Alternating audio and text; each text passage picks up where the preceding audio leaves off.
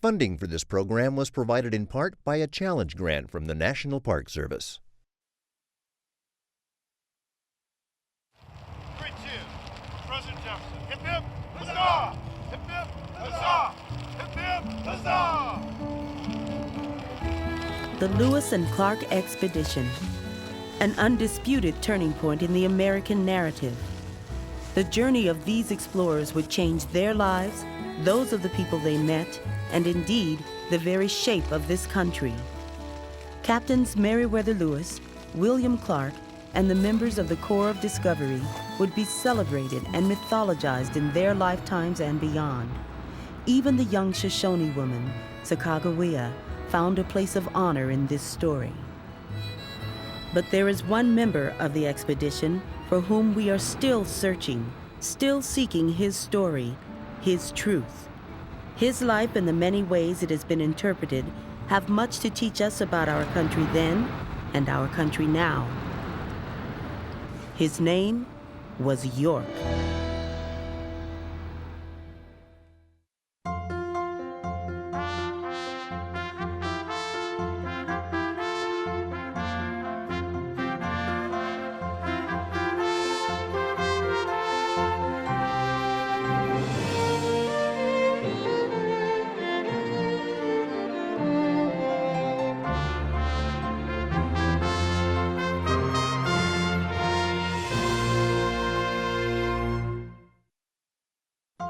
Funding for Oregon Experience is provided by the James F. and Marion L. Miller Foundation, the Ann and Bill Swindell's Charitable Trust, the Oregon Cultural Trust, and from viewers like you. Thank you.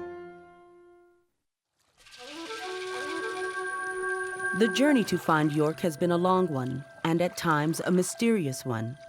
Born as a slave to the family of William Clark, his own thoughts are not known to us. The perspectives of enslaved people were seldom recorded since they were legally forbidden to learn to read and write. What we know of York comes solely from the accounts and interpretations of others, in his time and in the centuries that followed. There are just a handful of primary sources which reference him from the days of the expedition. Where York is concerned, the Corps of Discovery journals are often tantalizingly sketchy in their depictions. The journals weren't really being written for the kinds of questions that we raise today. It was less important for them to, quote, establish the role of York or to talk about York and his significance in terms of the expedition than it was simply to report on the flora and fauna or to report on the various experiences of the expedition in general. We have to remember that the journals are not products that are handed down on tablets from the sky. The journals are products that are created by men of a particular generation, a particular social class, who participate in a particular racial culture. We may be asking too much of the historical record, and that, of course, leads to the kind of speculation about who York was, what he did, and the rest. In addition, there are the Native American oral traditions informing the story of York, which, while providing an important, often overlooked perspective, present their own interpretive challenges. If you want to know what our people thought of our first contact with Europeans or Americans, you have to hear it from the oral tradition. And the great challenge there is that there are many who have difficulty believing that if it doesn't have a date and it isn't written, that it doesn't have veracity. It is not authentic and its validity can be questioned. It's kind of like taking an object and looking at it from many different directions. Taking those many different perspectives all into account will give us a better understanding of the object as a whole. In the years following the expedition, other historical and fictional accounts cropped up, and with many of them came a preponderance of inaccuracy, prejudice, and stereotype, reflecting the attitudes of the times in which they were written. He was bullet-headed, ivory-toothed, with a smile to be measured with a foot rule. He was a black conqueror, leaving behind his copper-skinned captives. As a voluntary bodyguard, he would not be parted from his master. For sure, who could take care of Master Clark so well as old York? None of these stereotypical depictions have any basis in fact, but they are powerful in the ways in which they persist. And so, there is a York of fact and a York of fiction. And we are left to sift through all these images to try and formulate a more accurate picture of the man. The image that has been created of York in each succeeding generation has been an image that reflects the racial realities and conventions of that particular generation. Flag racing, take one. And finally, as we think about who York was, it's worth noting that even a documentary like this one is simply another interpretation of the pieces of historical information currently at our disposal. There we go. So what do we really know about this man named York? We do know York's family had long been enslaved to the Clark family. In fact, York's father had been a highly trusted servant to Clark's father. We don't know exactly when York was born, but slaveholding tradition suggests that as William Clark's hand-picked body servant, York would have been roughly the same age as Clark, born in 1770. We do know that when the Clark family moved from Virginia to Kentucky in the 1780s, York's extended family made the move with them. We also know that as a body servant, York took part in the life inside the Clark home. When anybody had a number of enslaved African Americans, they of course had those that were more tied to the household and took care of the duties of like the washing, the cooking, helping with children, being companions to children. York, both in Virginia and Kentucky, was basically a playmate and a companion and then a body servant, an assistant to William Clark. We can safely assume, given the twisted, often brutal nature of slavery, that the long, close relationship between York and Clark was a deeply complicated one that is often hard for us to understand.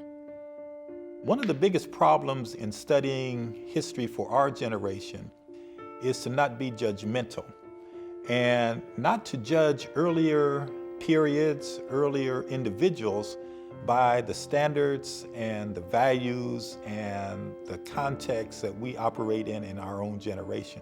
And that certainly is true when we come to our attempts to understand the relationship between William Clark and York as master and slave. On one level, it's simply going to be impossible for us to understand the dynamics of that relationship. None of us will ever be a slave master. None of us in our generation will ever be a slave. But what is clear is that the complexities of slavery made York an integral part of William Clark's life. Growing up on the frontier, York would have done essentially anything that Clark did as a young man. So in that sense, they would have shared experiences, but of course they would have gotten a slightly different version of that experience. In 1803, Captain Meriwether Lewis, a trusted aide to President Jefferson, contacted Clark, his old friend and former Army comrade. Lewis was offering Clark equal command of a transcontinental expedition to chart unfamiliar terrain, find a commercial route to the Pacific, and make contact with native peoples. And Lewis was seeking Clark's help in assembling a group of men most capable of making this journey. And so he asked Clark to begin finding some permanent members, hardy young frontiersmen, woodsmen, hunters, single. They don't know if they're ever coming back. They don't want to leave wives and children behind, capable of bearing, as he puts it, bodily fatigue to a pretty considerable degree. York, who is, again, a product of the frontier, he can do all the same things that these other men can do. Clark probably did not hesitate for a moment. And so the notion that York was somehow a luxury for William Clark on that expedition is simply ludicrous. York was selected with the same characteristics and values and potential and qualities in mind as the rest of the members of that expedition were. Though obviously skilled, York was not considered an official member of the Corps of Discovery. His slave status never entirely forgotten. In looking at the relationship of William Clark and York, sometimes people think, oh, these guys grew up together, they went on the expedition together. They were friends. Well, they were lifelong companions. but we should never, ever make the mistake of thinking of them as friends, because they weren't. It was master and slave, owner and property. Despite his lowly status, the journals seem to suggest that York participated fully in the life of the expedition.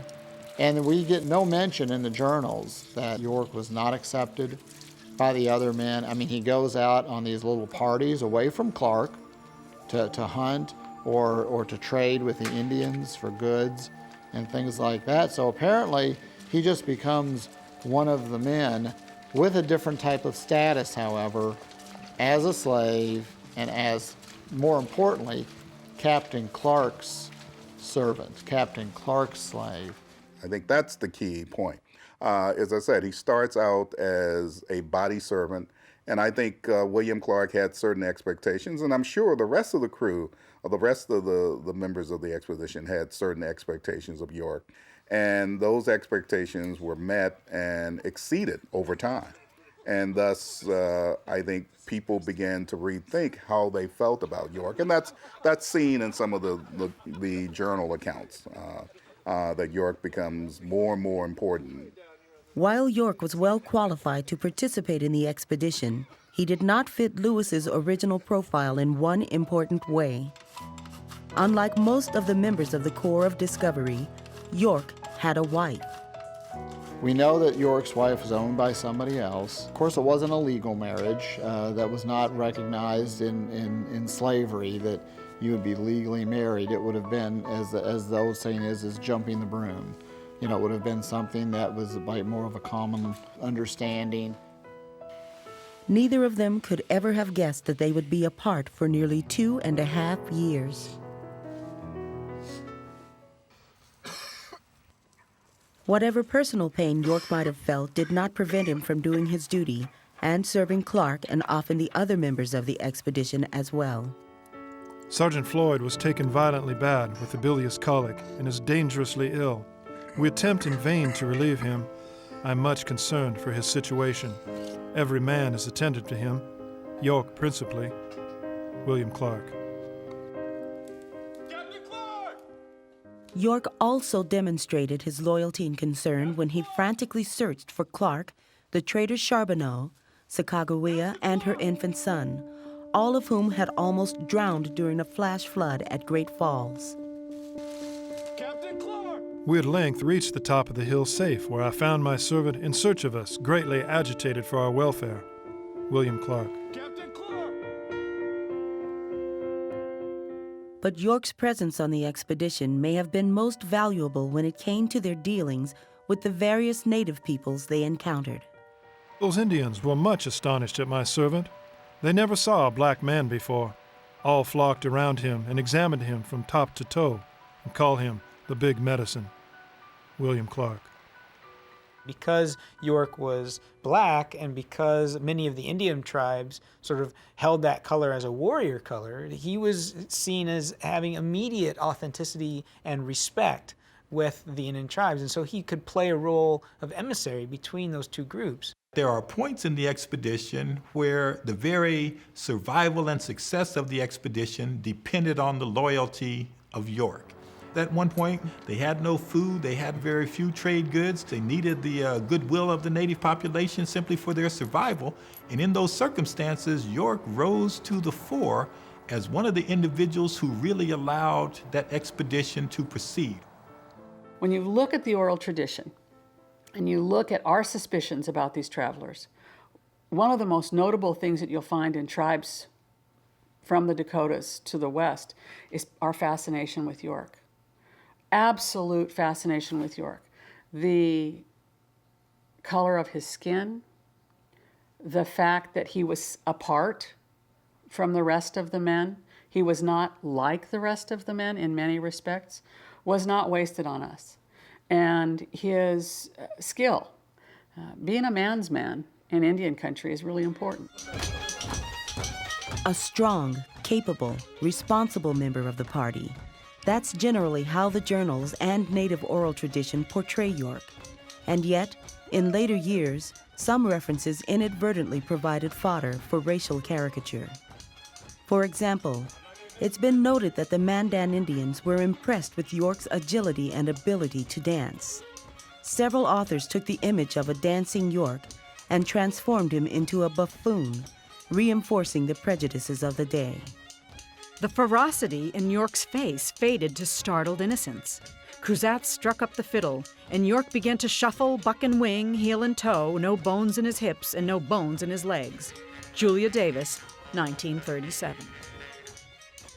Fictionalized accounts like this show how authors of later generations cherry-picked incidents to support their stereotypes. In this case, York reduced to a character in a minstrel show. In reality, the expedition danced every day. They danced every evening. That was their primary form of entertainment and, to a degree, exercise and relaxation. Every member of the expedition participated in that. But those people who are intent on portraying York as this Sambo figure and who want to attach to York all the traditional negative racial stereotypes that have been associated with black males to try and denigrate them over time, they will pick a particular incident like that and use that as evidence that York was somehow different and distinct and inferior to the other members of the expedition and perceived to be that by the native population. Though there's scant reference made to sexual contact between York and Native American women in journal-related material, other literary portrayals denigrate York as sexually voracious. Some later authors focused large portions of their books on York's supposed sexual appetite. One 1958 novel describes York as a black bull, while another of that same era purports that the white men of the party withstood the temptation well. When we create heroes like we did out of the Lewis and Clark story, those heroes have to meet certain standards. And included in those standards was not sexual activity. So on the one hand, we dirty York's reputation by allowing that kind of sexual depiction of him. And on the other hand, we cleanse the other members of the expedition by pretending that they weren't engaged in that kind of activity.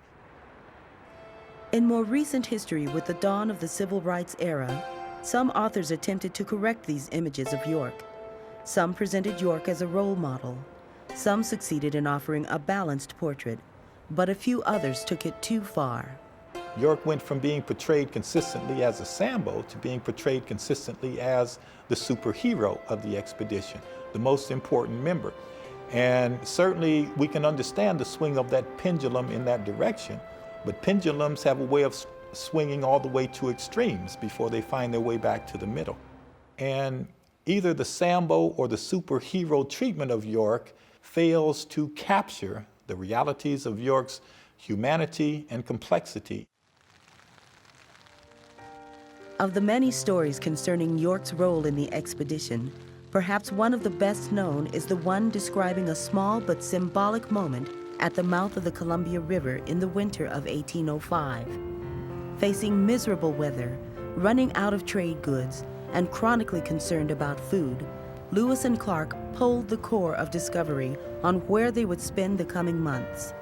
Both York and Sacagawea were included in the vote to winter over at Fort Clatsop. Anyone wishing to stay where we are on this side of the river, raise your hand. It didn't change his status as a slave. It didn't change her status as the wife of an interpreter, but it did reflect in the record that their voice counted.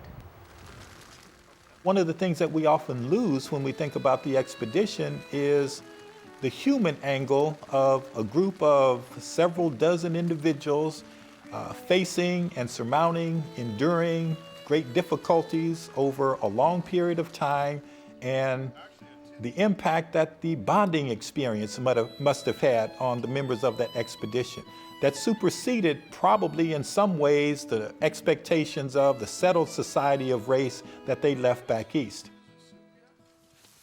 What feelings were stirred in York by his experiences on the expedition? What hopes did he harbor for life after the expedition? As their great adventure was coming to a close, what thoughts were running through his mind? In the fall of 1806, Lewis and Clark and the Corps of Discovery made their triumphant return to the East. Adulation, prestige, Land and financial reward awaited them all. All, that is, except York. But guess what now? You're back in civilization, and you're supposed to just step right back into that role of loyal, docile, trustworthy slave. And that's it. And York can't do that anymore. You know, things have changed for him, and William just can't recognize that. He can't accept that. And that's where you just get a lot of these human emotions kicking in. And it's sad. I mean, it really is sad for both men. York received no honors, no money, and for many years, not even his freedom. And though one might imagine York could take comfort in his reunion with his wife, eventually even that would be taken from him. 2 years after their return, Clark was granted an important appointment by Thomas Jefferson in St. Louis, hundreds of miles away. As Clark's body servant, York had to go where his master went. And you can't help but think that York's kind of thinking, hey, wait a minute now, things have kind of changed. You know, he has a wife. He gets to take her to St. Louis. What about my wife? Then at that point, he starts asking William to either hire him out or sell him to somebody in Louisville so he can be near his wife. And William won't do it. Yes, Master. From letters William Clark wrote to his brother Jonathan, we have a vivid portrait in Clark's own words of the increased tensions and growing gulf between him and York. Dear brother, I wrote you in both of my last letters about York. I do wish to do well by him, but as he has got such a notion about freedom and his immense services, that I do not expect he will be of much service to me again. I do not think... Dear brother, if any attempt is made by York to run off or refuse to perform his duty as a slave, I wish him sent to New Orleans and sold or hired out to some severe master until he thinks better of such conduct. I do not wish him... Dear brother, York brought me my horse. He is here but a very little service to me. He is insolent and sulky. I gave him a severe trouncing the other day, and he has much mended since. Your affectionate brother, William Clark. And so you get real insight into the complexities of slavery as an institution. Two people growing up as friends suddenly become master and slave, and the effect that has on their relationship. And they go off and they do this incredible thing. They trace through the Corps of Discovery lands that had never been traced before for the American government, and then they come back and their relationship really deteriorates. And you get a sense of how the institution of slavery really kind of controlled the behavior of the people that were within that institution in really awful ways. It's just this real stew of human emotions, and you mix it with the master, the slave owner mindset, but yet the personal view of William Clark feeling he's kind of gotten rejected. And it makes for just a very unfortunate situation in how he ends up dealing with York. Though the exact date is uncertain, it is known from Clark family records that 10 years after the Corps of Discovery returned from the Pacific, York was finally granted his freedom.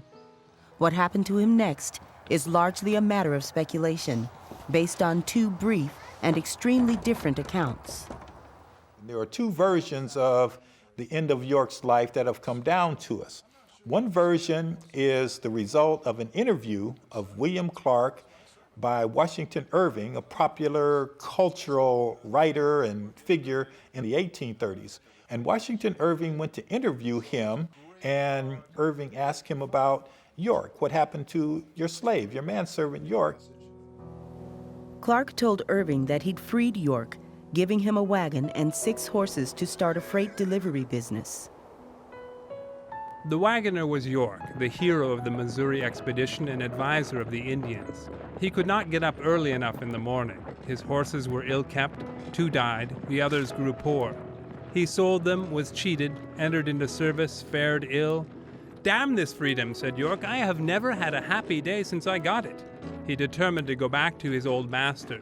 He set off for St. Louis, but was taken with the cholera in Tennessee and died. Washington Irving. It was just a routine expectation and assumption on the part of slaveholders that black people preferred to be slaves, preferred slavery to freedom.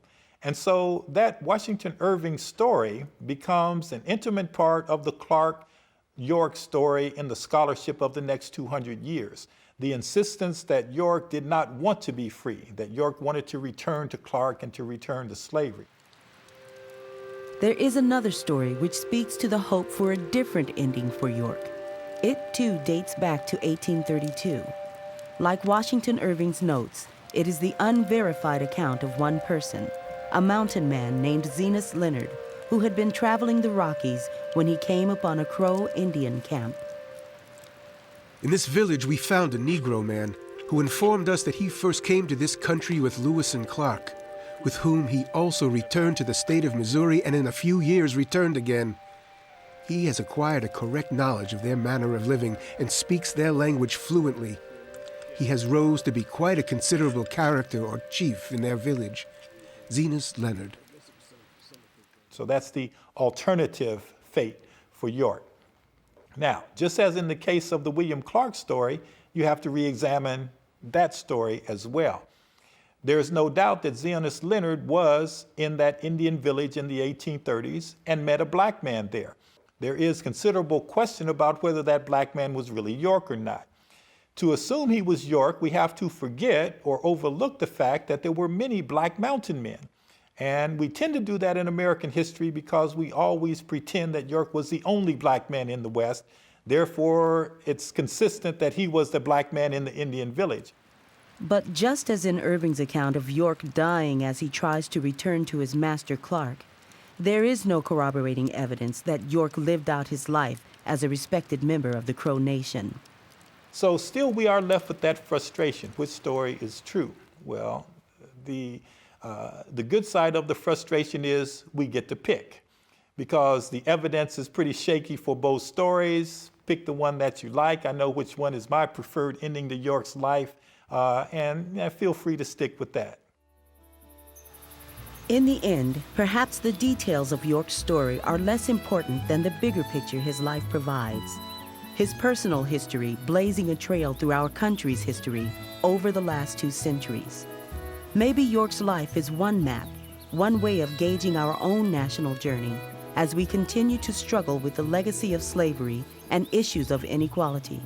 In a life of service, skill, reliability, and courage, York's greatest contribution may be the way in which his story helps us understand ourselves.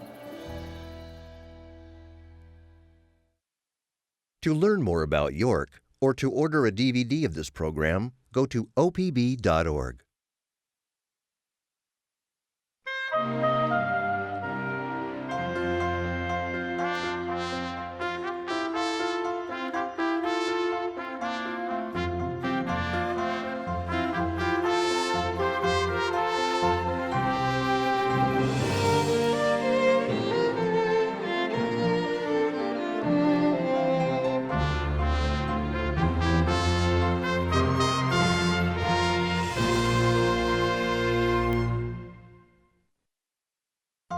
Funding for Oregon Experience is provided by the James F. and Marion L. Miller Foundation, the Ann and Bill Swindells Charitable Trust, the Oregon Cultural Trust, and from viewers like you. Thank you. Funding